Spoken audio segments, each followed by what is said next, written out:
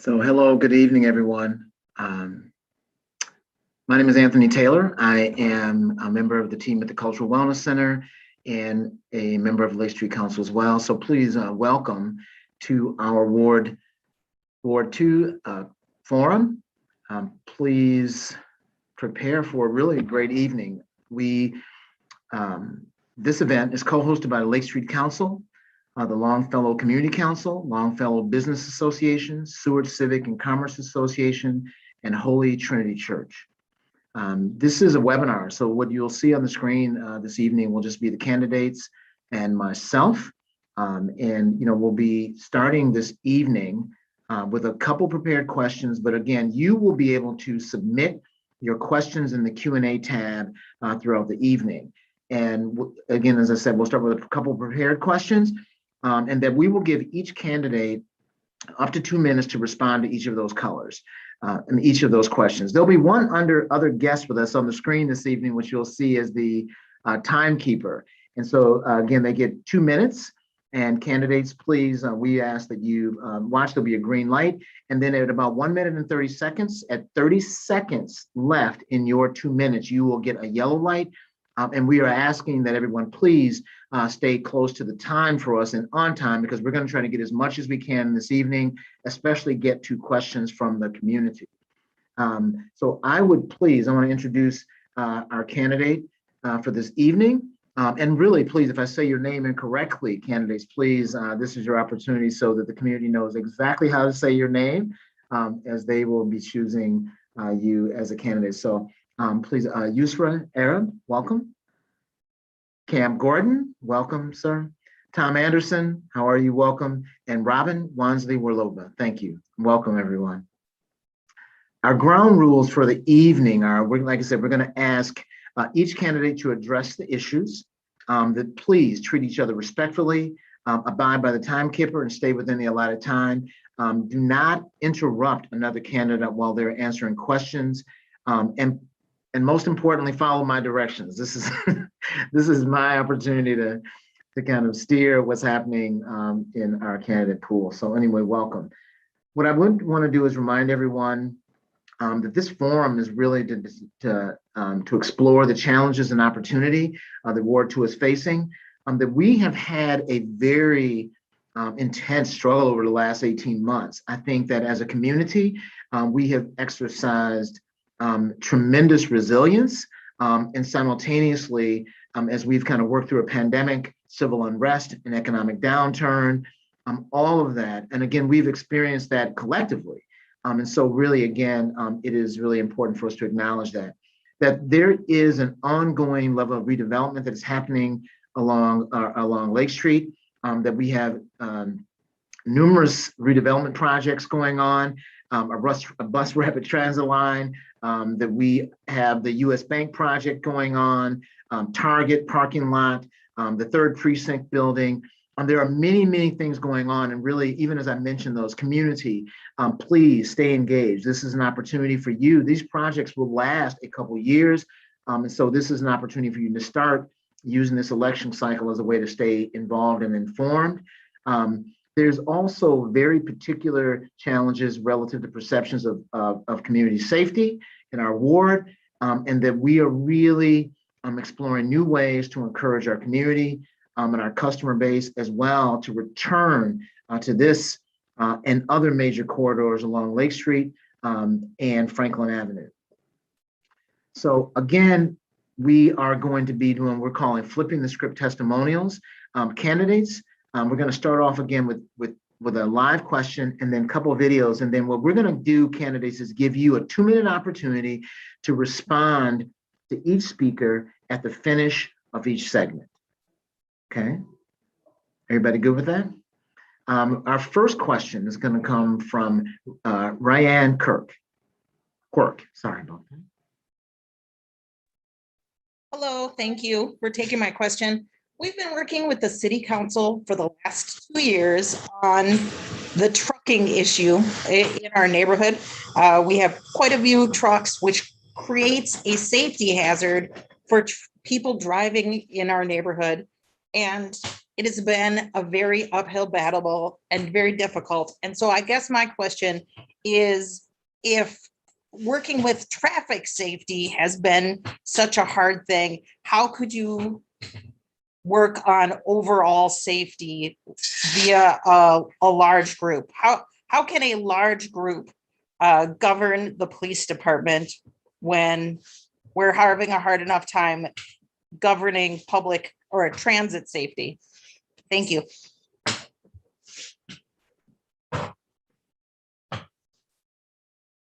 Ms. Yusra, would you like to start, please? Sure. Yeah. Hi, everyone. I'm Yusra Arab. It's a great question, and it's something that we've explored while I was at City Hall as a policy aide. I know that folks are having, especially business owners, are struggling with semis parking right in front of their businesses and homes and taking up space on Franklin and on 26 as well. And it's been a complaint that came from residents. And while there, we looked into educating, because majority of those truck drivers are typically East African who live in those neighborhoods as well, but just educating them on what areas they can park on and making sure that they avoid residential areas and park on industrialized areas, and making sure that we have some type of ordinance in place where we can enforce some of these laws. But ultimately, what needs to happen is we need to engage the community so they're better educated and aware of it, and can find alternative places that they can also park and also be accessible to their homes and get back to their homes. So it is something that we can look into. As far as the other question about multiple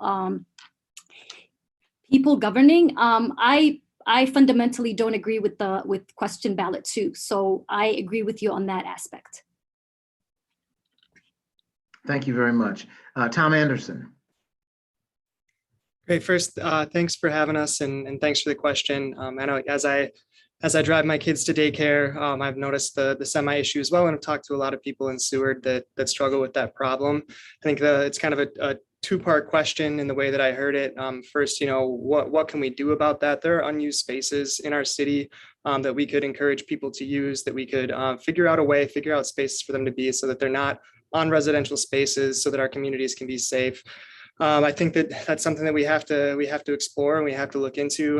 The other part of that is that obviously we don't need 13 council members deciding exactly where they should go and how and when. As a council member, your job is to listen to the people who are experts in policy, experts in transit, who know the city, the people who we hire to do their jobs. The job isn't to be a policy expert in every single area. You need to know what you're doing. You need to know the issues well enough. But we need to make sure that we trust the people, like you just said, who we put in charge, who we hire to do this work. And so the job to me is to make sure, not as a council member, that we all need to get together and hash out every little detail of every department, but that we've addressed the issue. We make sure that it's tasked out. We make sure we get the information that we need so that we can make the right decision. So I think we've got to the premise of the question, and Yusra and I feel a little bit similarly on that one. Thank you. Thanks very much. Robin, please. Yeah, as a candidate that has prided myself on running, I think one of the strongest ground games in this race, where we've spoken to thousands of residents, this has definitely been an issue that has come up. And I think this is an opportunity, kind of relating to the second question of, this has no oversight of 14 bosses. This is literally a concern that I know have been brought to our current incumbent. And this is the opportunity in which the incumbent can utilize city staffers to really figure out, okay, what are some alternative locations in which we could propose in partnership with the businesses that allows and does contracts with some of these truck drivers to figure out what are some alternative parking locations. We know that this is possible, as we just saw with the East Phillips Indoor Farm project, that the rooftop building, when communities have organized for 5 years to turn that into a green energy hub, city staffers were able to devote time to actually figure out alternative locations. But this was again, the initiative of the council member that oversaw that area, prompting that work. So I think, as an elected official, really using our opportunity, our resources as city council to really figure out where are some alternative spaces in which we could partner with that small business to designate as a stopping space for truck drivers so that we can make sure that our streets are clear and we're not passing that burden on to residents to say, please don't cross the street at night. Like, residents shouldn't have to deal with that. So those are some of my thoughts of how we can relate to this matter. Thank you, Robin. So our next one will be a video. Did I get an opportunity to respond? Oh, I'm sorry. You know what, Cam Gordon, I'm really sorry. Yes, That's you all right. do. I can help look out for myself too. Well, I think this is actually an interesting case study in what we did about truck parking. So we had a policy in our city that said it's legal for trucks to park in industrial zoned areas. And things changed over time about where trucks were parking. And the problem grew larger and larger. We looked into it at some solutions that were going to be more geographically narrow. I did, and others. As we heard more and more concerns, we actually worked with the Seward Civic and Commerce Association to talk to the truck drivers and figure out where they were from. Would there be alternatives they could park in? We looked at a lot of things and discovered it was actually a citywide problem with the policy. So because we had 13 council members working on this, we had the opportunity to hold meetings. We had meetings with industry, truck drivers, trucking association folks. We had professional staff investigating it, looking at what other cities do, coming back with recommendations. We had conversations about it, and we developed a solution to the problem. And ultimately, we looked at how other cities had been changing their laws, which had consequences on our city because they were banning all street truck storage. And so we realized, well, that's where we need to go. And in October, we did pass a new ordinance that will take effect in January that will prohibit the parking of large trucks overnight or for long extended periods of time. They can certainly park there while they're loading and unloading. So that does open up some business opportunities. And we already have our staff working with people who want to figure out where they can make some money by providing some affordable off-street truck parking for these folks. The way we did that is the way we could also do things with other policies. Right now, we can't do that with the police because the police department is under the control of the mayor. So even if we looked at a policy like the use of rubber bullets and we said we should have a city policy, Brooklyn Center did, Philadelphia did. Let's have a conversation. Let's bring people to the table. But we can't because of the charter. Thank you very much. And again, I apologize. So our next question is going to be a video from Ruhel and Riz of Gandhi Mahal and a Curry in a Hurry takeout and catering.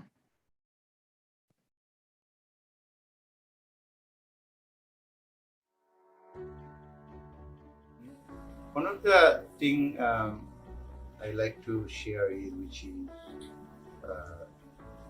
I came here in Minnesota, it's from like a other part of the world, which is ground zero for climate change. And I found Minnesota, Minneapolis to be ground zero for social change. This is very important to build community. You have to make sure that you know who's your neighbor. During the unrest time, building burned down, we had a lot of people, you see some of the letter over there hanging on the board. They connected, sent email, mail, call, message everywhere, and they put our thing in their bucket list. When you rebuild, they want to come visit. So I said, yes, now we can bring work together. Here, what I'm trying to do at our corner, which is a regenerative I'm trying to do collaboration with theater, organization, outreach. By example to the world. The world knows us.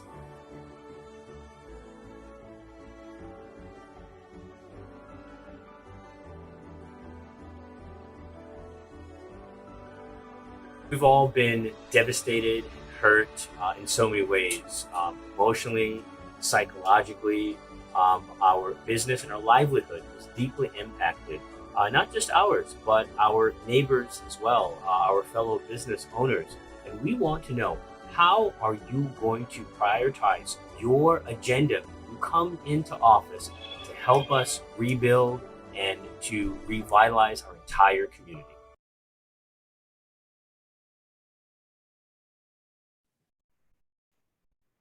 All right, thank you all. And welcome back. And so I'm going to do is, Cam Gordon, can you please start? Sure, I think this is a really important question. And I think that what's key is that we work together and we join together. I think we're so fortunate to have so many businesses stepping up, and the Longfellow Rising that's going on, and Lake Street Council and others. And what we need to do as elected officials is we need to be that connection between our community and those community organizations and those individuals who are trying to start businesses and rebuild too, and connect them with the resources that we have at the city, the expertise we have there, and finding more so that we can do this in partnership. I think it's really been impressive what Longfellow Rising has done. And we're really fortunate, I think, in our area to have a community development corporation that's ready and willing to listen to the community. The city's already put money into helping planning for what could happen at downtown Longfellow, and also supporting things like the Coliseum building being restored and rehabbed. And those are the kind of partnerships I think that make complete sense. And what we also really need to do is make sure we have the community coming in and coming on board. So we have the Longfellow Community Council, at least in the second ward part of Lake Street. And we also have the Longfellow Business Association working together on this and supporting it as well. Helping to forge the consensus and make those plans happen are really important. I can't see the timer right now, so I'm not sure if it's yellow or not, and I have a tendency to run long. It just turned yellow, Ken. We have 30 seconds. All right. Well, I think what was best if we can support what the community's vision is, we can support what the community is doing, we can bring resources, and sometimes that's funding so that they can have a planner come in and help do that and do that visioning and support those efforts. That's the key that we can do. And that's a really essential role that the council member can play, because we have our feet on the ground in the community every day. All right. Thank you very much, Ken. Yusra Arab, please. Yeah, thank you. That's a great question, and something I run into typically, especially in minority communities and BIPOC communities. They're somewhat isolated, and there's a lack of funding, and there's a gap in funding. And our representatives are rarely in the areas where, especially in Ward 2, which is somewhat segregated, rarely see who their representative is. I've lived in my neighborhood for 13 years. And the first time I've ever seen my council member was when I had a job at City Hall. So the most fundamental thing is bridging that gap and making sure that you can bring in communities on the table, regardless of what their background is, what the language is, making sure that they feel like they're part of that community. And for BIPOC-owned businesses and minority-owned businesses were devastated by the pandemic and the civil unrest. I felt like they were disregarded. They weren't well equipped to deal with this type of devastation. Some of them didn't have insurances. Some of them didn't know the regulations and the rules of what's needed. And I feel like City Hall failed them, the majority of them. And what they need more than anything right now is resources and capital and assistance in terms of getting navigators, technical assistance, and building back so that they can stay in these communities for many years to come. Thank you very much. Tom Anderson. Great. Thank you for the question and for the video. The one part that stood out to me in the video was the part about building community. That's the line that stood out to me. And just because it, as I started to run, I reached out to my dad, who owned a small business up north with his brother. And I grew up in that small business. It was like my second home, a second family to me. And the thing he said when I asked him about it, when I decided to run, I said, I want to support small businesses, and had him tell his story. He said they didn't wake up in the morning figuring out how to make a bunch of money. They wanted to figure out how to support the community. And so that tie together to this video, it means a lot. It's extremely important to me. There are ways that we can support our community. The Small Business Technical Assistance Program needs to be boosted. It needs to be expanded. We have cultural districts that are really important where a lot of that goes, but we need to expand that, because obviously we've seen we needed to boost that right away. It's been a year and a half. We need to do more, but we also need to meet people where they are. The hours for services at City Hall or the council, like, people are working hard, business owners are working hard, they're working all day. That goes for constituent services as well. You can't just have a meeting for people in the morning when they're working or getting their kids or going off to school, trying to get their businesses open for the day. You got to figure out, how and when do they need to meet, and how do we get them the resources that are available to them? And I think that's part of our council that I think we really need to change. We really need to figure out a new way to engage, a way that meets people where they're at. I see I'm out of time, but thank you so much. Yeah, thank you for the answer.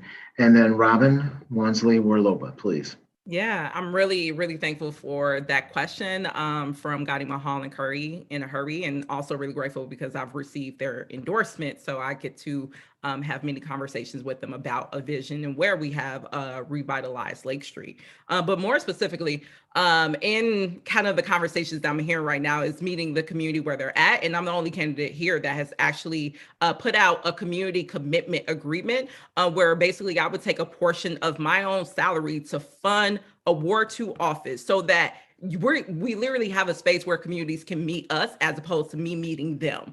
So meaning we can use this as an organizing hub to have conversations with small businesses, especially BIPOC developers that's looking to redevelop High Lake as well as East Lake Street. And most importantly, because one of the greatest tools that city council person has is budget. So I'm really excited to also use participatory budgeting with Ward 2 residents to really figure out what are some of the ways in which, I can use my executive powers to fund the creation and the sustainability of social services and businesses along those corridors. But I think another thing we need to be looking at is there are some creative opportunities we can actually employ in this moment, especially to avoid the corporatization of High Lake that we've seen. Curry in a Hurry and Gotti Mahal have not been able to rebuild themselves, and these were esteemed BIPOC owned establishments, but we've seen Raising Cane's and Wendy's come back. So I think we should be looking at worker co-op models, making sure rent control applied to commercial businesses and small businesses, as well as looking at community financial institutions that support small businesses too. All right, thank you very much. And really, and if you just joined, of course, this is the Ward 2 Candidate Forum. And if you are able to enter your questions after one more videotape question. We're going to allow your questions to be shared with the candidates. And again, you can enter your question in the Q&A, and we will share them as we have time. So our next video, in the next video, you're going to hear from Fidel Martinez Vasquez. He's a construction worker with the advocacy group CETUL. Hola, mi nombre es Fidel Martínez Vázquez. Tengo alrededor de 13 años trabajando en construcción. Hago demoliciones, remodelaciones, construcciones nuevas. El año pasado, en octubre, tuve un caso de robo de salario. Trabajé en la reconstrucción de la Lake Street y trabajamos un grupo de gente y yo para una compañía que les daba trabajo de Benson North. Cuando ya miramos que no nos pagaban, yo decidí parar de trabajar. Empecé a llamar, a preguntar por mi salario, por mi cheque. No había respuestas, solo decían que mañana, pasado, X así. Entonces decidí parar de trabajar y busqué a CETUL para que me apoyaran. Y pues gracias a eso empezamos una lucha y se ganó a finales de enero. Es muy importante la unión de trabajadores, porque sin ello no se haya logrado esto. Cuando gané el caso, pues me sentí ya mucho mejor. Eran más de $23,000. Y pues ahora lo que queremos hacer es lograr que todo esto llegue a los desarrolladores, que los haga pensar. Y como ellos tienen el mandato, ellos pueden mandar, decidir a qué horas puede uno comenzar a trabajar, a qué horas parar, qué hacer, qué no hacer. Entonces creo que eso también lo pueden hacer ellos. Ellos pueden pedir tal vez un documento donde diga todos fueron pagados o quién no se pagó, por qué razón, pero que haya un folio, ¿verdad?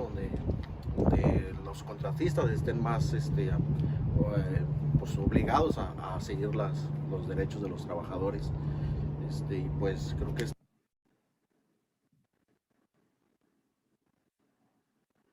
All right. So please, let's start with Tom Anderson. Yeah, thank you. I think, we obviously have wage theft ordinances, but again, it comes down to the fact that if we don't have enforcement and we don't have people to make sure that these policies are being enforced, if people aren't able to access our city services to make sure that wage theft doesn't happen, then the ordinance doesn't mean anything. I think we also have the opportunity to make sure that that anybody who engages in this work obviously doesn't work in our city anymore, and we need strong laws for that. We also need to encourage unionization. Obviously, if you want our workers to have strong benefits, to be able to negotiate when they work, when they don't, their wages, their pay. We need to make sure that we have people on the ground that can encourage them to unionize and to do that work. So obviously we're going to have a lot of development that comes through, and we need to make sure that we're doing everything we can, and we need to make sure that people feel comfortable coming forward and reporting that to our city. And again, that comes down to making sure that people in our city are talking to workers, making sure that the people at City Hall are meeting people where they're at on site, talking to them, being present, not just saying, hey, we've got something on our website at City Hall that you can go click on. And then you can, be on hold and try to find a way to figure all of that out. Our city doesn't work in a lot of ways. And I think we need to just reevaluate the ways in our city engages with community. And that starts from the ground up. We need to do an entire equity audit of our city. I talked about this before, to make sure that accessibility to the programs that exist are there, and to make sure that people know their rights and are able to participate. I'm out of time. Thank you. Yeah, thank you. So Robin, please. Yes. I'm really excited about this question because I'm a labor organizer and deal a lot with our educators, and also through partnerships with groups like Say Tool, have really coordinated a number of campaigns to address wage theft, especially considering we have even one of the largest culprits of wage theft right here in our community. Shout out to Target.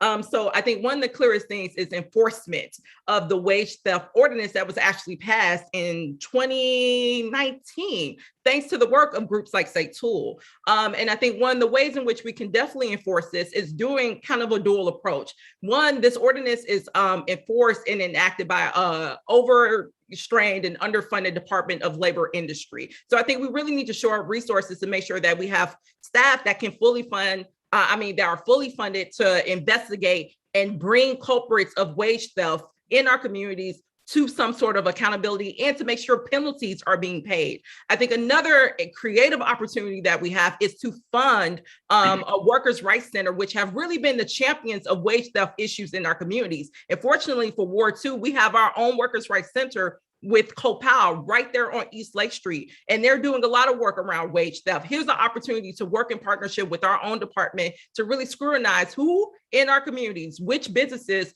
are not paying our workers their fair share. And I think another way in which we can really prevent this on a citywide and local scale is looking at another creative opportunity to pass a community benefits ordinance, where basically we set a threshold that no, development that will take place will engage in wage theft. And if so, these penalties will be enforced, and you won't get any subsidies or support from the city if you do violate these measures. So some of my thoughts on that. Thank you very much. And just one for the audience, if you need an interpreter to ask your question, please just press the raise hand button and one of our team will get to you. So thank you very much for that. Cam Gordon, would you please answer the question? Yeah, well, this wage theft is a serious problem in our city, and I'm really proud that we were able to pass a wage theft ordinance. This was actually part of a package that I worked very hard on following the minimum wage. And part of our concern was, well, we'll pass these laws and how will we ever enforce them and what are we going to do? But we also heard lots of stories about wage theft, and we continue to hear stories, and we continue to be improving the ordinance.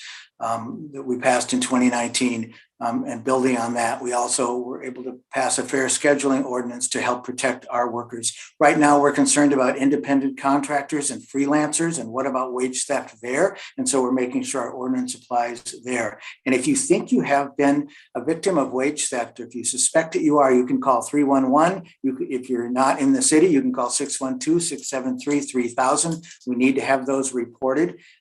I really appreciate that we get regular reports about wages that have been recovered. When we worked on these ordinances and we passed them, we also had to create a new division in our civil rights department for labor standards so that they could do that enforcement. And absolutely, it has to be funded. We have to make sure that it's adequately able to respond to these things and investigate them and come in. Oftentimes, what it takes is an investigation and then a meeting, and that there's a settlement so that wages are recovered. And it's really great to have partners like Setua who are working on this and supporting the workers too. I completely agree with all the other candidates here who are supporting the right to organize. And we want to make sure that those people who are involved in construction in our city are honoring the right to for workers to organize and make sure that they have good working conditions for them. Hopefully we can move forward on the final piece of this agenda for working families, which is a fair scheduling ordinance, which I think we also need for the people in Minneapolis so that they aren't taken advantage of. Thank you very much. Yusra Arab, you're up, please. Yeah, thank you. I think everybody stated great points. We do have an ordinance, but it needs to be enforced.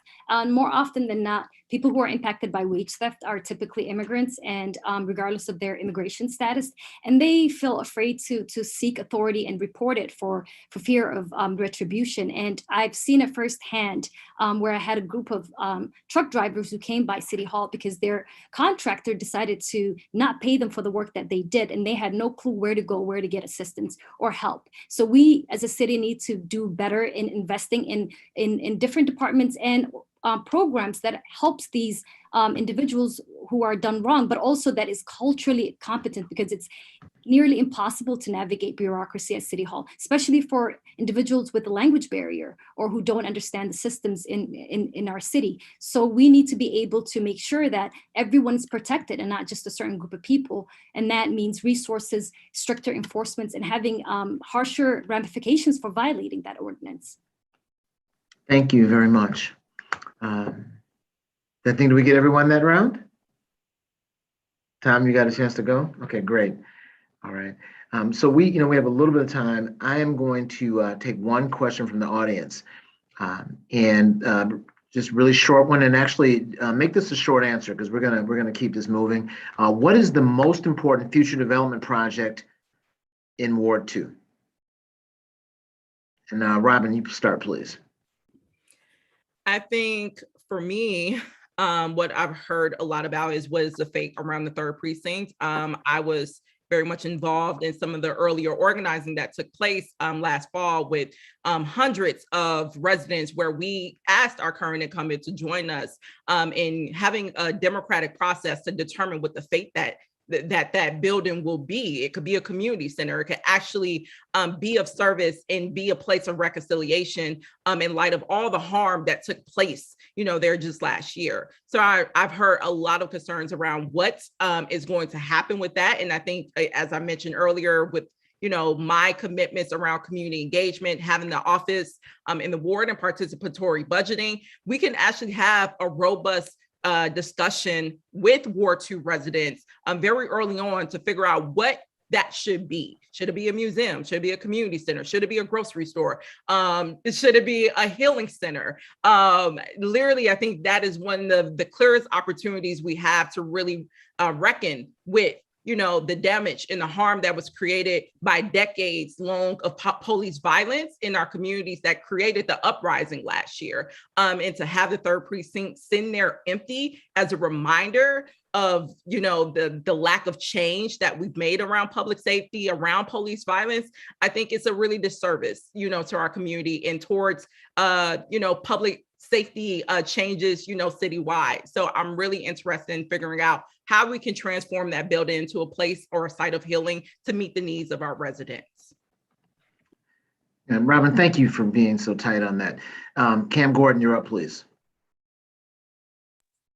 So there's probably a number of areas, but I'm talking about East Lake Street with all of you here, and I don't need to go across the river because there's Tower Side, there's University Avenue. I agree that right there at downtown Longfellow, I think I'm going to expand it a little bigger than what Robin's talking about. We have such an opportunity there to recover and rebuild out of this, with the Longfellow Rising working on there, with the US Bank building for sale, and they're looking for a kind of a community-oriented project developed there with control of the Coliseum there. And then think of that surface parking lot at Target there. It's time that we start trying to flex some muscle and see if we can't get that away from its kind of a limited liability corporation that's managing it all. And we need the partners of Cub and Target to come to the table with us, and who are also leasing space from them, but also where the third precinct is, and it goes right to the light rail. And now we've got the bus rapid transit coming on Lake Street. We have a real opportunity here to rebuild and have a community vision, so how we can do so and have a whole new kind of station area plan, small area plan. And I think that's the biggest opportunity that I just want to highlight for all of you and get you all excited about here. And certainly that third precinct building is going to be critical to that and how we can leverage it.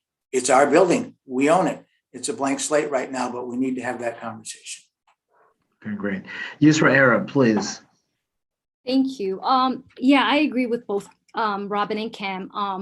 But rebuilding back Lake Street and our business corridors should be at the top of our priority, especially for minority-owned and BIPOC-owned businesses who were devastated by the pandemic and the civil unrest. And also determining what the third precinct gets rebuilt into is important. And whatever that is, the community should be the center of it. And my hope is that the community is included in the process and that they actually have a stake inside the building so that they can be a part of it, and that it isn't just a respite for cops.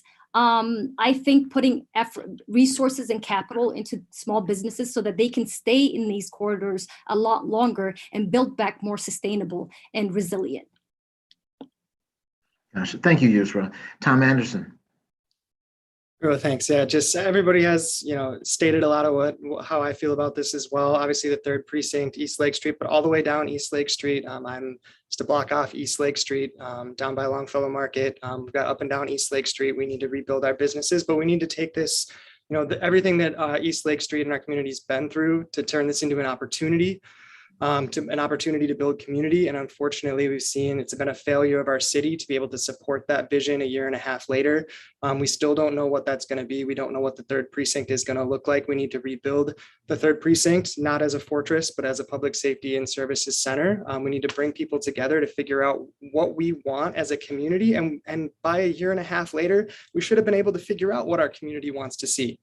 That's a failure of our city a year and a half later to not be able to collect people's ideas and figure out what a vision and start building. It's been too long. It's been too much bureaucracy, too many people trying to figure out what's going on. You got to figure out what the plan is, and we need to start because our businesses are struggling, our community's struggling. It's been a year and a half later. You throw COVID on top of what happened after the murder of George Floyd. It just highlights the ineptitude in a way of our city government structures that we haven't been able to bring our communities together, build that community, figure out a vision, and start building and start rebuilding East Lake Street. Thank you very much. So we are going to shift, and we're going to start with a few rapid fire questions. And this is going to be a lightning round. And what I'm going to do is I'm going to read each of the ballot questions, and I would like you to simply answer yes or no. And we're going to reset our clock. You will get 1 minute for why. All right, candidates, you all go with that? All right, here we go. Question 1. Shall the Minneapolis City Charter be amended to adopt a change in its form of government to an executive mayor legislative council structure to shift certain powers to the mayor, consolidating administrative authority over all operating departments under the mayor and eliminating the executive committee? Start with you, Tom Anderson. Great. Yes, as a social studies teacher, it's hard for me to see this system that we currently have in City Hall and see that it isn't working, and it isn't how structures normally operate. It's normally a legislative branch that writes laws, an executive branch that executes those laws. They get to appoint heads of those departments, but that doesn't mean our legislative branch, which is our city council, still has oversight. They get to focus on policy and oversight and community engagement, and they do get to hold people accountable. It doesn't, and so many people are putting it on, do you like this mayor? Do you not like this mayor? We need to think about how we can best have systems in place that work for people. And to be able to create a better system, it seems to me like this is a good way to do that. Thank you. Yusra Arab. It's a yes for me as well. I support the government structure amendment. During my time at City Hall, I saw firsthand the political grandstanding engagementship that goes on, and having department heads placate to 13 different people, actually 14, and lobbying each person and not having your agenda, not knowing whether your agenda is going to be approved. It makes the whole process convoluted, and it's better to have it more streamlined so that we know where accountability lies and stays. And I think the best way to do that is by separating powers, a legislative branch and an executive branch. So that, and it has not, like Tom said, it has nothing to do with the mayor that is whose administration is going on. It has more to do with making sure that we actually get things done. And we haven't been able to do that for the past year and a half. Thank you. Cam Gordon, please, you're up. I'm opposed to this charter amendment. I think the executive committee is serving the city really well and has for a long time. I'm also deeply concerned about allowing the mayor to be able to fire any and all department heads without going and having any kind of review with the council. Those are two of the major problems with this. I think this change would concentrate more power and authority in a mayor that is already a strong mayor. The mayor can veto any council action that we take, a staff directive, resolution, ordinance, and that means he's carrying around, or she, 8 votes at all times. And I believe that if we concentrate more power in the mayor, we're going to be concentrating more power where the high voter turnout areas of the city are, which are in the wealthy and the white parts of the city. And the influence of downtown on a mayor is enormous. And mayors should care about downtown, but I don't know that we want to have more power in one person. Thank you very much. Robin Wansley-Warloba, please. Yes, I do not support this amendment, and I have to kind of segue with Cam. To support this amendment is basically to be against representative democracy, because essentially by allowing a strong mayor system to come forth, you're allowing 3 wards that are most influent, where it's predominantly not diverse, basically make decisions for the rest of the city when it comes to resource allocations, to social services, and to programs. That is not democracy. It's also anti-democratic. Like, let's also be frank, this is driven by an unelected body, Charter Commission, because we actually started to act on progressive change. And the 14 bosses argument doesn't hold up across any industries. Like Target, like corporations have 14 bosses, not like nonprofits.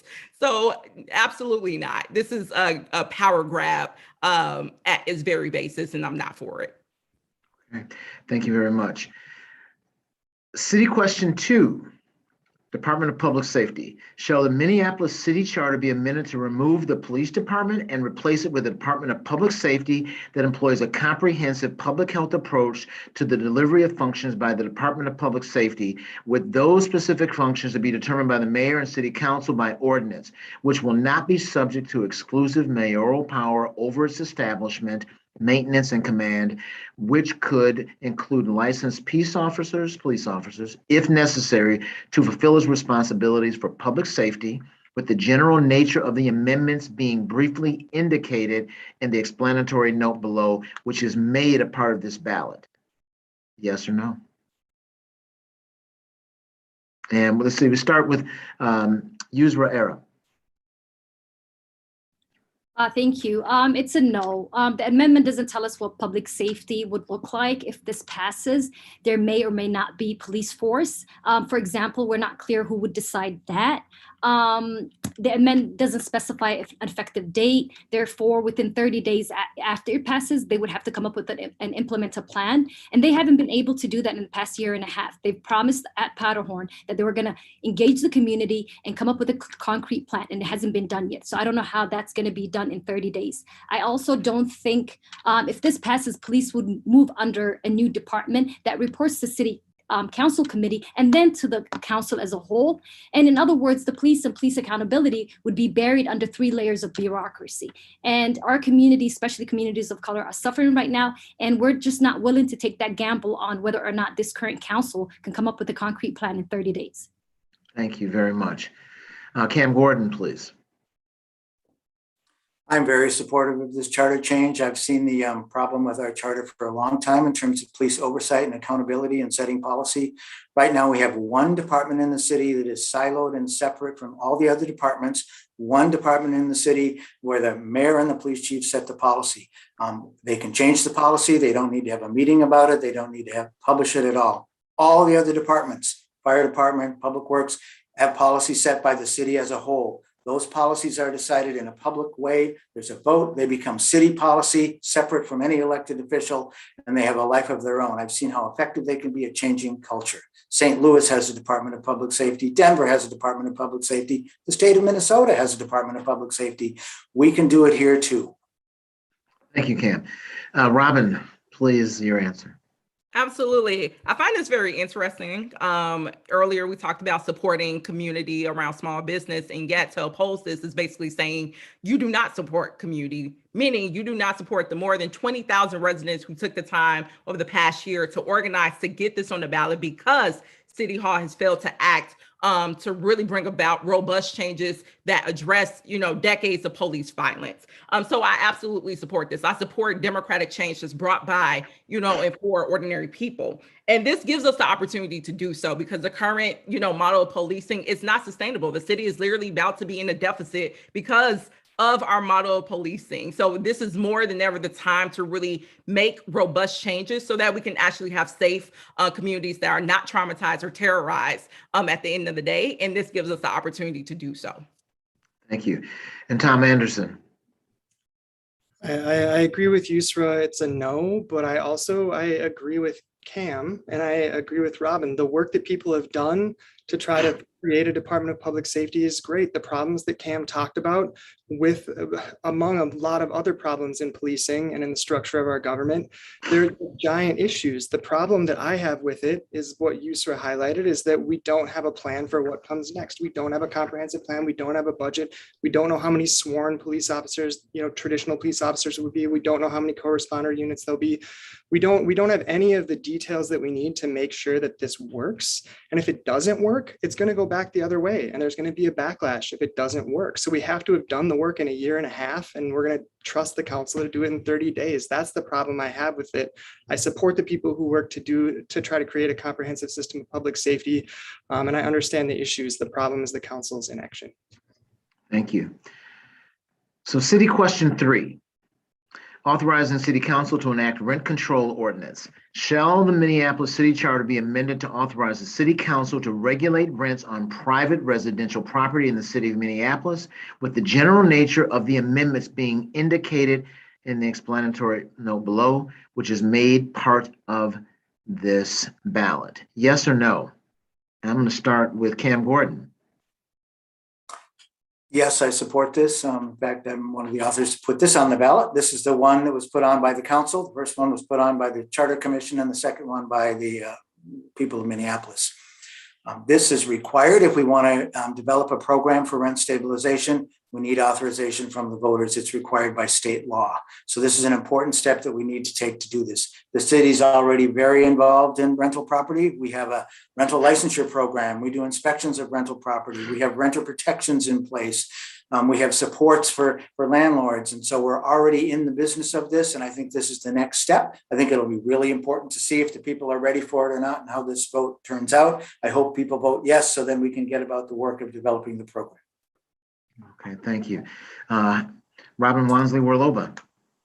Absolutely. I support this. And I'm really glad, when I first launched my campaign a year ago, I announced that this would be something that I would champion, and was really happy to see that, our current incumbent, Cam Gordon, decided to also offer an ordinance after announcing that. But I absolutely support the rent control mandate, especially since the average salary of a Ward 2 resident is $45,000. And most of the housing in our ward is cost burden, meaning, more than 30% of people's annual income is going towards rent alone. So there is a definite need to address that corporate developers in our ward right now is not meeting the needs for affordable housing. And we're going to need strong, elected leadership like myself to make sure that we have the strongest rent control policy that's not going to be weakened by corporate developers and real estate lobbyists to really address the housing crisis that so many of our residents experience daily.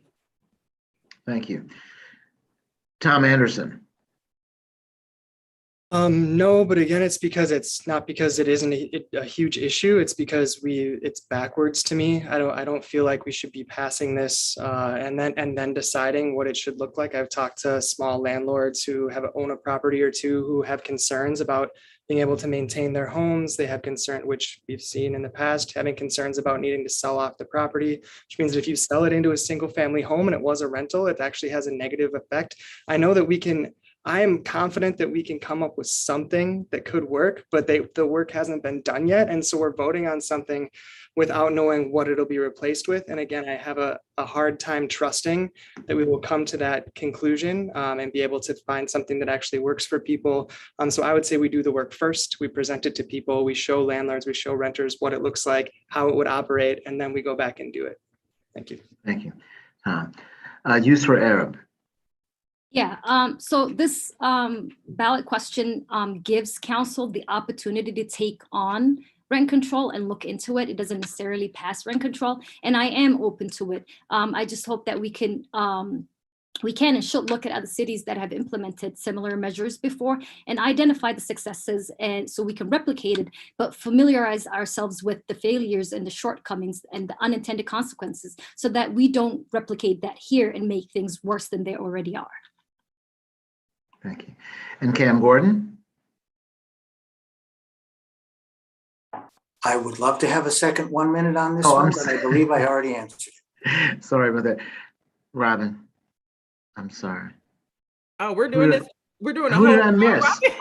Oh, we all went. Oh, we all went. Okay, there you go. I started with Cam. I was literally making a point to let him go first last time.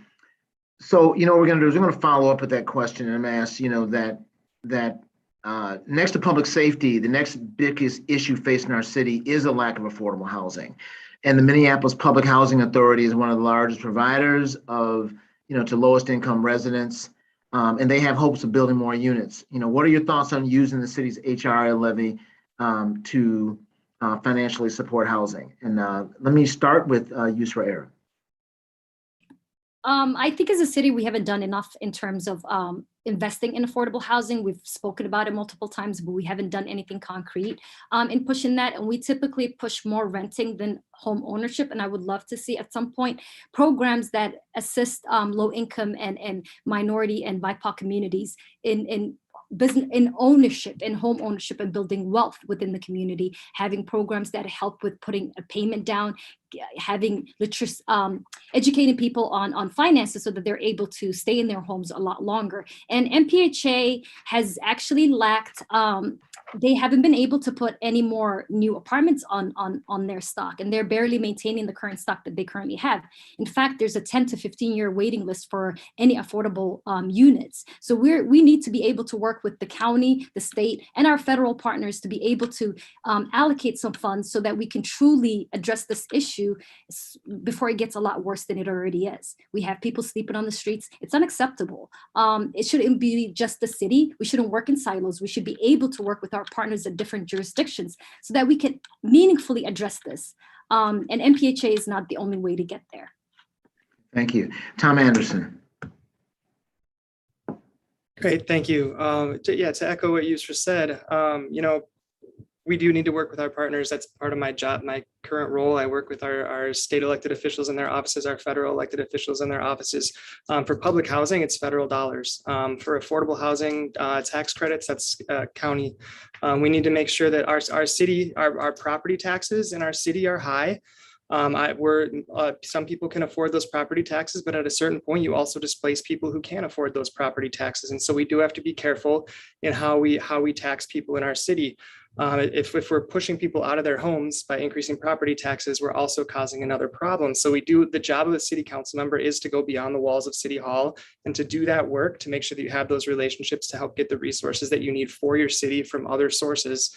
And also, let's say home ownership is also a huge deal. We need to make sure there are programs that we came across with my work with Longfellow Community Council, where people came and they told us about these programs that you get home ownership assistance, down payment assistance, and then you don't have to pay that back until you sell your home eventually. And by then you have equity in your home, and you're able to build wealth, and that's extremely important. But again, to echo what Yusra said, I think it's going to take all of us, and it's going to take doing a lot of work beyond our city, and federal dollars for MPHA for those homes, for people in our city. Okay, all right, Sister Robin, you are up. Absolutely. I think in addition to levies, which, I work on a lot because we fund public schools through them, while there are avenues for financing, it places the burden of funding public goods on the backs of already financially constrained households and workers. So I think this is an opportunity where we need to be looking at how do we support, public ownership measures like land trusts, so that we're putting more housing stocks into permanent public ownership of vehicles, which currently through measures like RAD and Section 18, it removes that public ownership away from MPHA, away from working class people, and puts it in the hands of private investors, such as, what we saw with the sale of Elliott Twins, one of the oldest public housing allotments. We should not be selling off public housing allotments, and we should be adding more units through investing in trust, taking our allotments of foreclosed homes, putting those into land trusts.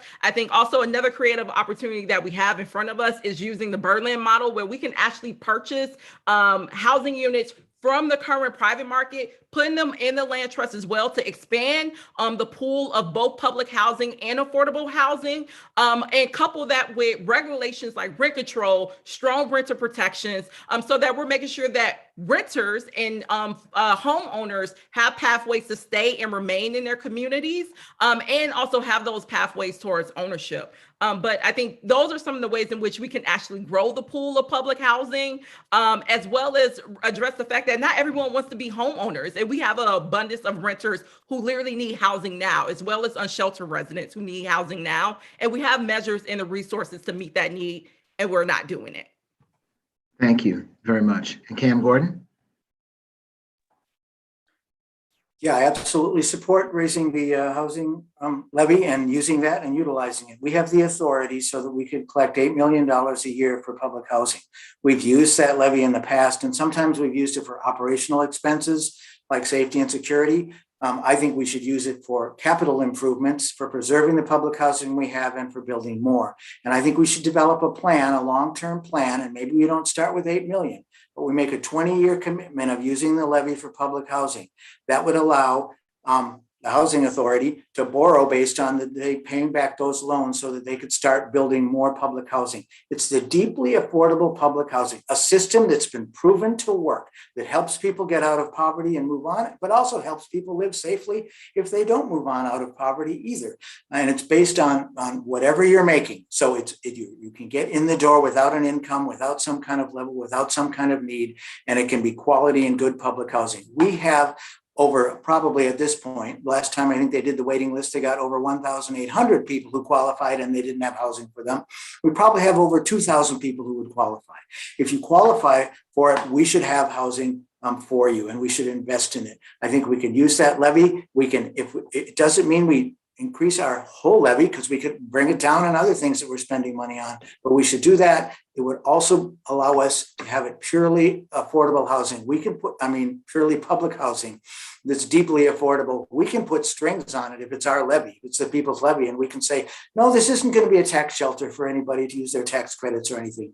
Let's do this so we can have public housing and more public housing. And that's really what we need in our city right now. Thanks. Hey, I'm gonna, and so I'm gonna take a liberty and ask a question of my own. You all, I want affordable housing, all the things you're talking about, and we haven't gotten into the numbers. But I, as a community member, am not an advocate of affordable housing the way we're talking about it. Cam, you talked about minimum income. Somebody else talked about family income. Somebody mentioned median household income in the community. Median household income in this community is $62,000 a year. Median household income for families of color is closer to $29,000 or $30,000 a year. It's really interesting to me, and I have a problem with trapping people at $30,000 a year. As a kid, building housing for people that make $29,000 a year was called a project, right? So, question for you. Everyone here, please answer one initiative that you have in your wheelhouse to actually increase median household income for some families from $29,000 to $42,000 a year, which is a more sustainable, family sustaining income. And how would, and within the 1 minute, how do we move towards that? How would you create increase in income for families in your community who are at $30,000 a year? What can you do? And I'll start with Cam Gordon. You've been working on this.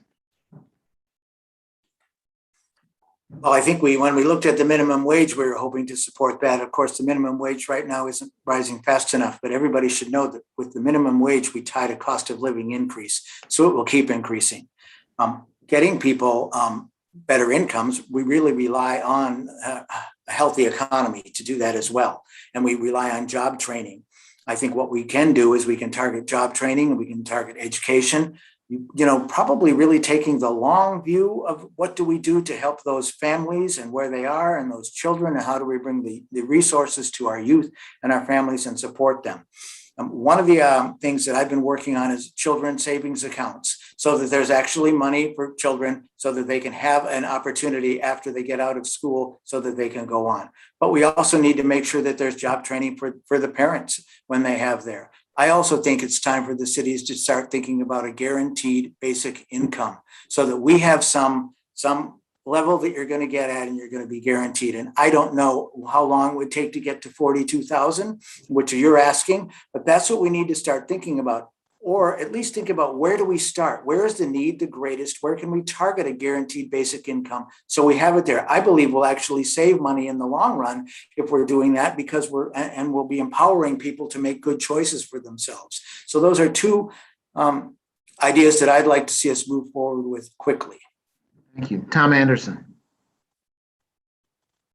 Great, thank you. Yeah, obviously, as Cam said, the minimum wage is important, but I think it's the long-term structural issues that we need to think about, and the resources of our city and what we can do and what we can't do. I think, again, it's the job of a city council member, said this before, to get out of the walls of City Hall and make sure that we're working to elect Democrats in swing districts across the state of Minnesota so that we have actual support at the Minnesota legislature, so that we can move things, so that we can have a college promise program in Minnesota like there are in other states and in Minneapolis that says, you get to have 2 or 4 years of college paid for. You get to have whatever you want after high school for training, so that you can enter and have the skills that you want. So there isn't a barrier for that. And that includes housing, includes tuition. As someone who works in higher education, it's extremely important. People, if you're going to school and you're dropping out and then you have a minimum wage job and you have debt, that's unacceptable in this country. And so we need to do the work. And I've done some of that work in my role with the DFL as Outreach and Inclusion Officer to try to flip some seats in greater Minnesota.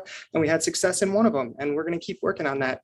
It's a larger project for us as a society to do that again. And as a former teacher, full service community schools, I know Rob is passionate about this as well. I worked in a full service community school that have clinics in your schools that the community can use, that have mental health services, that kids can go get glasses, they can do dental checkups, they can do everything they need to eliminate those barriers, those things that as a classroom teacher, I saw over and over and over again that the students that were struggling in my classroom didn't know where the next meal was going to come from. They didn't know where their houses, where they were going to sleep at night. Programs like Stable Home, Stable Schools, right? It starts with an investment in our families and our kids early. Thank you. Thanks. Yusra Arab. Thank you. That's a great question and a tough question. Public housing, I grew up in public housing. They have a tendency to keep you in a certain bracket when it comes to income. So you choose between, do I make more money so I can provide for my family? But if I do that, I'm going to get kicked out, and then I'm not sure what the future holds. So I'm not sure if I'm going to be able to get back on the waiting list. And typically it takes 10 to 15 years to get any type of voucher services from public housing. So one of the ways in which we can help communities, especially in BIPOC communities, is having opportunities for upward mobility. What does this mean? It means jobs and investments. That's how you build wealth. You can institute a basic income, but how far will that go? Right? What can the city do? Maybe if we partner up with other jurisdictions to increase that amount, but giving someone 500 or 1,000 a month isn't really gonna help with what you illustrated. So I think the way in which we combat that is by, we have a shortage in labor that's coming up. Why not train some of these kids in vocational jobs so that they don't have to go through the traditional way of going to college? They can still make a decent income, be part of a union and get workers' protection, but also provide for their families. So I think it's a multi-layered structure. And I do agree with you. The 30% AMI thing isn't working for everybody. And you want to be able to have different variations of low income and public housing, not necessarily just keeping everybody at the bottom where they're afraid to lose their housing. I also think having workforce centers in every neighborhood, having programs for youth, having opportunities for youth so that they're able to improve and actually get resources and opportunities so that they can do better in life. So I think it's a multi-layered structure. And I think honestly, you have to have lived those experiences and went through these issues for you to even understand the need on the ground. Yeah, yep. Very much. Thank you. So Robin Mosley-Warloba, you're up. Last one. As someone who played a leading role in the 15 minimum wage fight, I can honestly say 15 wasn't enough then, and it isn't now. One of the quickest ways in which we can uplift, thousands of Black and Brown and Indigenous people out of poverty is simply to raise the minimum wage. And we already see industries already doing that because of the pandemic. You have McDonald's, you have, Targets that fought us tooth and nail to even raise the minimum wage to 15. They're already paying their workers because of the pandemic and worker shortage $20 and $25. So why not have the city match that? Also, in knowing that this does have impacts on businesses, I think this is an opportunity for us to explore creative metrics like worker co-ops. It's based off of the Cleveland model, making sure that we're creating cooperative structures that small businesses can have shared ownership over so that they're retained in their communities. And we're not seeing this buyout, especially as we're seeing already in Highlight, where corporate chains are easily able to buy up land because they have, disposable equity and can get financing that small business cannot. So I think we have to match this with, robust investments into small businesses to make sure that they can pay their workers a livable wage. I think this is also an opportunity. We have two universities in Ward 2, as a socialist, as someone who's running proudly as that, and also as an organizer. Thank you, Tom, for bringing up the ability to lobby state legislators. This is an opportunity for the city to actually push and join the movement nationally for debt cancellation, as well as free tuition, so students can have, and recent grads can actually have more disposable income. And I also want to say workforce development, especially with this public safety department, that represents the opportunity to expand hundreds, if not thousands, of job opportunities for mental health providers, social workers, work that our communities are already doing. Yeah. So, yeah. Thank you, Robin, very much. And actually, so both of you, I just want you to know the $43,000 a year is only $22 an hour. So you're close. There's some work to get there. So let me do this. Another question for you. It's been estimated that in order to rebuild a business and restore buildings that Lake Street lost during the civil unrest, it will cost more than $250 million. How can the city of Minneapolis best address this need? And what can city council members specifically do to lead this effort? And I'm going to start with Robin, since you're warmed up. Robin, you got hot that last time. Thank you. I'm passionate about this. I don't want your hands to stop. Go for it. You know. So I definitely want to highlight again the Cleveland model. I encourage everyone who is listening to check out their worker cooperatives, because in the same type of economic devastation that they face when manufacturers left historically Black and brown and working class communities, there was this gap there. And we're seeing that gap be present here in Minneapolis right now, especially along High Lake. And what actually came about through the work of community and workers was to form these co-ops so that, businesses that are trying to start up or new businesses that are struggling to get financing, these cooperatives can actually provide that.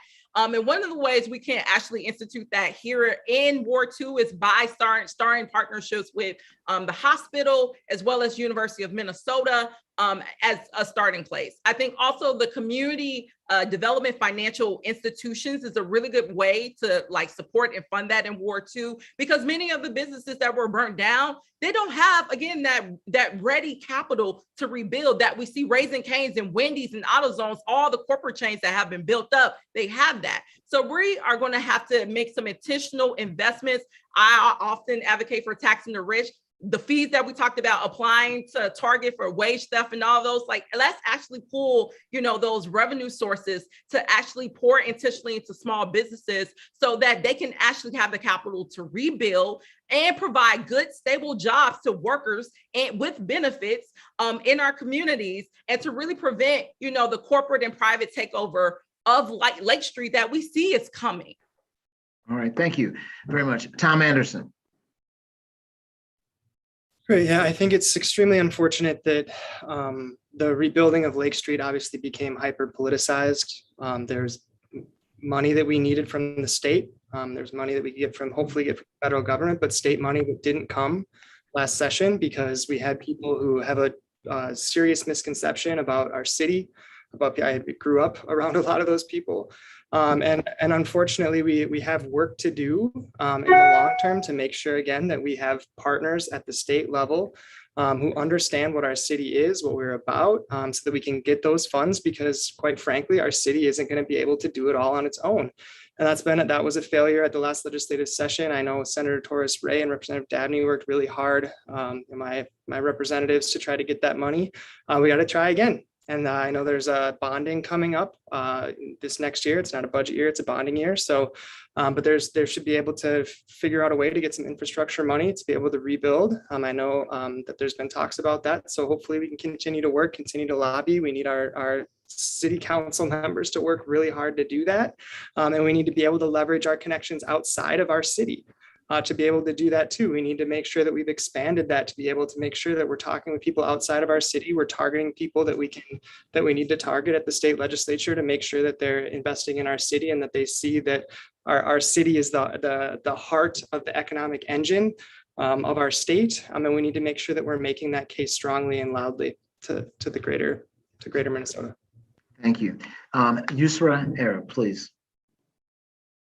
Yes, thank you. It's a great question. So I think it's a multi-layered issue. When it comes to the city, we can leverage our relationship with the public sector as well as the private sector to leverage some money and allocate some funds for rebuilding our business corridors. But also what we need to do is advocate for at different levels of government so that we can get the county to chip in and the state to chip in and use some of our federal aid dollars to be able to invest in these businesses by coming back. And the city can also help with other things like providing grant programs, having 0 to low interest or maybe forgivable loans to business owners, and actually putting together some of the work that the coalition that you were a part of and I was a part of, the work that they were able to put together by working with organizations on the ground who have the finger on the pulse of what's going on in these corridors, coming up with recommendations, and for the city and elected officials to be able to take that recommendation and provide the capital that is needed. Because essentially what is needed is capital, finances for these businesses to come back. And we haven't been able to give them that 2 years into it. I've worked on that coalition coming up with ideas, but unfortunately, none of them have come to fruition because the political will to be able to help these corridors isn't there. And I think it's up to the elected officials to be able to advocate for these, for their constituents and their small business owners, and actually having a concrete plan in place and providing the resources and funding needed to be able to build back and build back better. Thank you very much. And Cam Gordon. Thank you very much. And I agree that we're going to need other jurisdictions to help us. That is a lot of money. And so that the city can't necessarily do all that on its own. I do think there's some ways and some things that we should target. One thing I think is we have to look at those businesses that want to rebuild where they are, that they were community serving businesses, and they need help to do that. And we can target resources to those folks who are in need and want to rebuild. I also think it's worth it if we bring back our advance notice of sale ordinance that was introduced and kind of got sidelined, because one of the key things that we need to have if we're going to make a difference is site control of some of these properties. And if we don't know that something's coming up for sale, it can be grabbed up by the highest bidder, the corporate chain, somebody that doesn't care about the community or isn't going to serve it. But if we know that it's coming, then we can target our resources there and try to get site control, and even appeal to some of our partners like Seward Redesign or another community-oriented developer that wants to work on that. I'm hoping that we'll make more progress at the state legislature. I really appreciate that Tom Usrun and folks have brought that up. Also at the federal level, we've actually got a lot of money as COVID relief and its rescue funds, but sometimes it's hard to tweak that and make that work for the civil unrest. In fact, it seemed like there were roadblocks that were put in our way so that we absolutely couldn't do that. I think one thing we can do too is, even if we don't have the funds, we can work with those businesses that want to rebuild, and we can help match them up with where there might be some resources. If it's even cleaning up the site, there's special grants and funds for that. We have an economic development team that will know about that, and will have some expertise that can lend some time and support to do those things. So we should be doing that more. All right, thank you. So we have one last question before our closing statements, and I think you all have, in one way or other, you told us your story. This session is a huge opportunity. It's going to require unique, special innovation. And what I'd like you to share with us is, what about your lived experience uniquely qualifies you for this moment, and as someone who will take advantage of the opportunities that are going to emerge in this next cycle. And I'm going to start with Robin Walmsley Warloba. Absolutely. I think my lived experience as a renter, as a student, as a worker, as, a person who identifies as Black, also as a democratic socialist who's running independently. I think all of those things have been affirmed over, the many months that my campaign has spent, conversing with thousands of Ward 2 residents, that they are ready to have that type of leadership in office, largely because that is the type of demographics that we have in our communities. Our Ward 2 is radically diverse. Politically, I'm grateful that it's one of the wards that has independent representation and embraces political diversity. And also is heavily working class, and many of the issues that we face around housing, around public safety, many of our folks in Ward 2 have had to bear the brunt of that. So I think, these conversations, my background also as an organizer who've, spent many years fighting for measures like the 15 minimum wage, for investments into public schools, as well as around public safety, that has given, chances like our current incumbent, as well as city council, to really act meaningfully to address these racial and economic inequities. I think this is the time to finally have an organizer who's already embedded in our community, that has done the messy work that comes with organizing for real substantial change. This is the time, in the wake of George Floyd, where the world is looking at us of how we actually are going to move forward.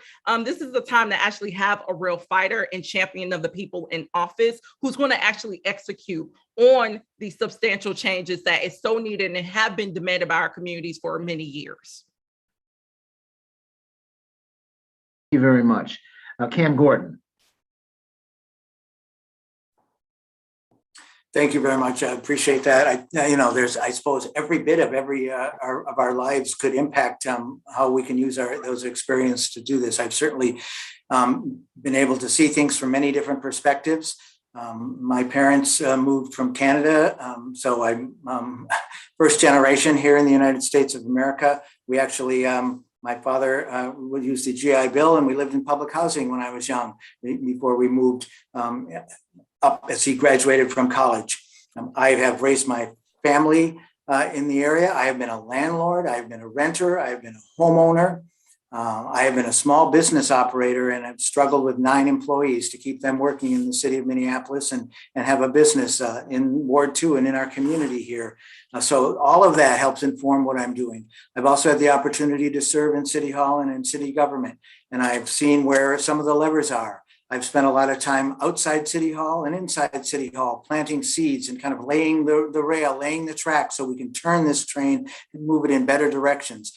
I have been building up for this time when we could be looking at actually transforming our public safety, when we could be looking at rent stabilization for the first time ever seriously, when we can be looking at how we can really have an equitable economy where it works for everybody, where we can look at what we can do as a city government to create a Green New Deal so that we can address the historic harms and injustices and be a leader, a model for the country on how we can address climate change. And so I'm ready to hit the ground running. I'm ready to keep this work going, and I'm anxious and passionate about getting it done. Thank you. Yusra Arab. Thank you. It's a good question. I have both the professional and lived experience to be able to handle some of the issues we're dealing firsthand as a city. I'm a byproduct of our public housing agency. I've worked as a mental health practitioner before. I've worked as a policy aide at City Hall, advocating for community, for economic inclusion, affordable housing, helping residents on the ground find resources and navigate the bureaucracy at City Hall. And I think right now, at this pivotal moment, what we need is someone who's gonna collaborate, be transparent, and have the political will to actually get things done. And I think the time for true diversity and true representation is needed. And I feel like we've had the same thing for 2 decades now. And we're not better off than we were 16 years ago. And that says a lot about the current leadership that we have. And I think it's time to have a diverse and truly representative council that actually knows the needs on the ground and is able to relate and actually find sustainable solutions. Thank you, Yusra. And Tom Anderson.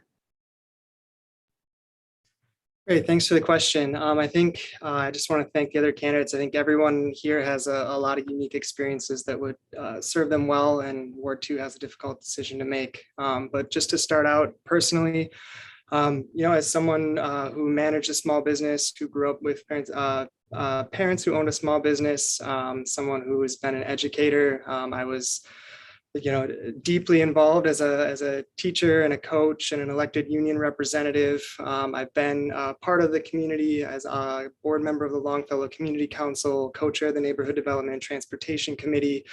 I am on an equity advisory committee for Minneapolis Public Schools. I'm deeply involved in the community, and I think that my current role as Director of Government Relations for Students United, representing 50,000 plus Minnesota State University students, the work that we do at the state and federal level, knowing these systems, knowing how to do that work, wanting to be engaged as a city council member, and knowing how to be engaged as a city council member at all levels of government to secure the funding that we need. I think our systems are broken, and what we need are people who understand systems and want to think about systems, people who are planful and thoughtful.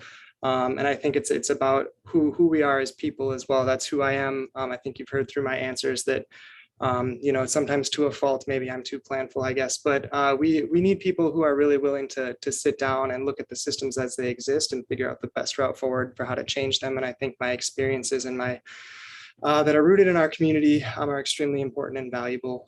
So that's what I've got. All right, thank you very much. So we will give each of you 2 minutes closing statements, and actually randomly starting here. We're going to start with Robin, please. Awesome. As I just mentioned, I'm running to represent Ward 2 because the demographic makeup of the ward and the thousands of conversations that I've had with our resident has shown that it is ready for a Black woman, millennial renter, Democratic Socialist elected leader. And also because I've experienced, as we just touched on, many of the inequities and injustices that thousands of our residents experience daily. And from those experiences, I've become the advocate and fighter that I have been in the city for more than 6 years now, that has allowed current leadership to really make bold changes when it comes to livable wages, when it comes to education, when it comes to housing. And I think for most of that fight and getting those things, City Hall has not been an advocate and a friend to working class people, to people who look like me. And through all those struggles, I've prided myself of bringing and doing the messy work of organizing broad coalitions that include students, workers, unions, to really articulate and advocate for their interests and needs and demands. And I think more than ever in the wake of George Floyd in Ward 2, we need representation that's going to make sure that our needs, our interests are actually going to be championed in City Hall. And we have not had that. But the ward is ready and is ripe for it. And I have the experience in the community commitments. As I articulated earlier, the expertise as a PhD student, to really make these bold changes happen, from rent control to public safety beyond policing and attacks on the rich. And I look forward to doing that with every single resident in the ward over the coming years. Thank you very much. Tom Anderson. Great, thank you. I guess we've talked an awful lot tonight about policies and where we want to see the city go. All of us here have identified the key issues we face as a city. We know that we all want to fix them, right? I truly believe that the only way that we move forward as a city is if we can work together to find those solutions. Our politics in the city right now are dysfunctional and toxic, but we can choose a better way. There are so many people across Ward 2 and across our city who want leaders who can listen to one another, who can collaborate, who can disagree without demonizing each other. And that's why I'm running. Win or lose, I think that we need to start a conversation about how we interact with each other and how we move our city forward together. Because we decide what type of politics we want in our city. And I'm hopeful that enough people will see that we can choose civility and collaboration, and end some of the vilification and division, and move forward together. So I'm running to represent Ward 2 on the Minneapolis City Council because we need elected officials who are willing to listen with an open mind and who understand that just because people disagree doesn't make them evil, it makes them human. We have a community of people with big hearts and big ideas whose backgrounds and identities, shape their diverse and often divergent opinions. And that's a good thing, as long as we have leaders who are willing and able to listen in order to lead, to find the solutions that we need. So I truly believe that if we unite around our shared values, we can overcome the challenges that lie ahead of us. And I'm asking for your support so that we can move our city forward together. Thank you. Thank you very much. Cam Gordon. Really great to be here. It's really great to hear from the other candidates here. Ward 2 is fortunate to have people ready and willing to step up and serve. We talked a little bit today about 14 bosses. I just want to take a moment to talk about 40,000 bosses. So every ward represents about 40,000 people. And maybe they're not really my bosses, but they are kind of my bosses or my clients, my constituents, 40,000 people. And I take really seriously what it means to be a representative of those 40,000 people. I care deeply about the people of Ward 2 and the future of this city. I care deeply about representative democracy and what the will of the people really means and the consent of the governed. And it's a trick. Sometimes it's really easy. Now, people who've heard me speak know I talk about my 4 key values: social and economic justice, environmental sustainability, peace and nonviolence, and grassroots democracy.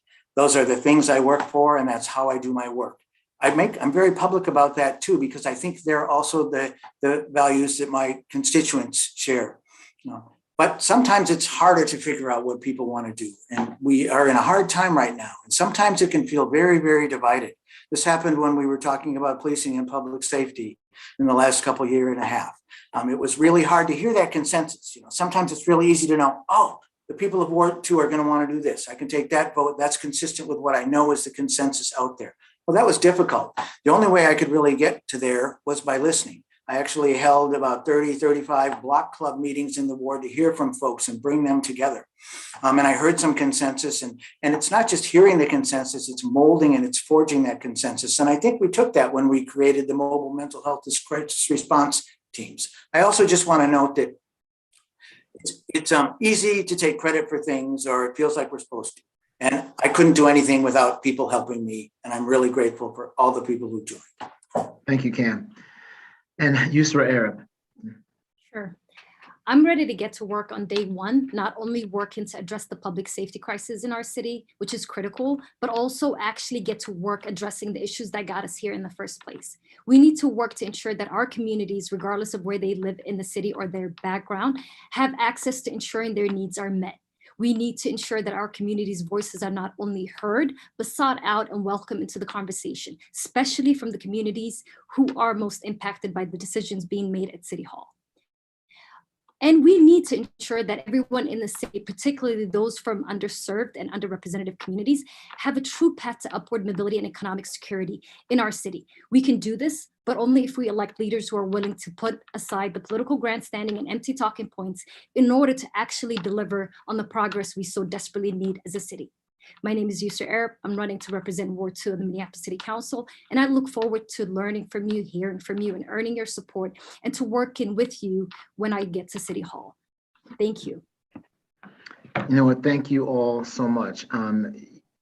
This is the Ward 2 Candidate Forum. You all have been amazing this evening. Thank you all for joining us.